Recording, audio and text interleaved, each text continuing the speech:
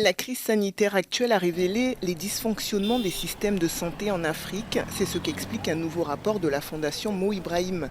L'un des principaux challenges auxquels font face les systèmes de santé est l'absence de données, avec ces chiffres très parlants. Plus de 50% des enfants en Afrique n'ont pas d'existence légale, faute d'avoir été déclarés à leur naissance. De plus, sur le continent, seuls 10% des décès sont officiellement enregistrés contre 98% en Europe. Un taux très faible et qui pose problème à l'heure actuelle où les pays du monde recensent minutieusement les personnes mortes du Covid.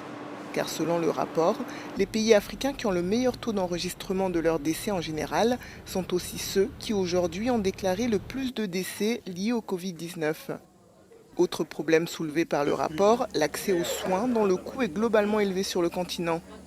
En 2021, seulement 10 pays africains offrent à leurs citoyens des soins de santé gratuits et universels. Il s'agit notamment de l'Algérie, du Burkina Faso ou encore des Seychelles. Pourtant, en 2001, à Abuja, au Nigeria, les pays membres de l'Union africaine se sont engagés à consacrer au moins 15% de leur budget au secteur de la santé. Mais en 2018, aucun pays africain n'a réussi à tenir cet engagement. Pire, dans 5 cas, les dépenses publiques de santé sont inférieures à 3% des dépenses totales. Il s'agit du Bénin, du Cameroun, des Comores, de l'Érythrée et aussi du Soudan du Sud.